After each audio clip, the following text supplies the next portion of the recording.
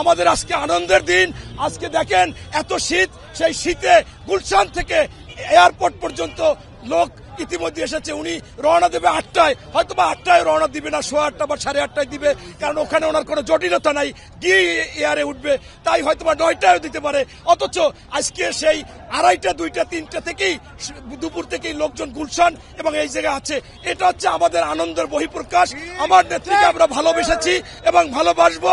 আগামীতেও আমার নেত্রীকে আমরা চাই আমাদের মাঝে সুস্থ অবস্থায়। বাংলাদেশের 17 কোটি মানুষের নেত্রী বেগম খালেদা জিয়া সুচিকিৎসার জন্য যাচ্ছে। ফ্যাসিস্ট সরকারের আমলে যাওয়া সম্ভব হয়নি। আমরা প্রত্যাশা করি আমাদের মা, আমাদের নেত্রী সে সুস্থ হয়ে আবার আমাদের মাঝে ফিরে আসবে। প্রত্যাশা হচ্ছে সর্বপ্রথম বেগম খালেদা জিয়া সুস্থ হয়ে এদেশে এসে যে গণতান্ত্রিক ধারা সেটা বজায় রাখবে। মানুষের মধ্যে আমরা যে গণতন্ত্রহীনতা এতদিন মানুষ 18 কোটি মানুষ ভুগছিল, সেটা আবার পুনরুদ্ধার হয়ে মানুষ গণতান্ত্রিক প্রক্রিয়া চলবে।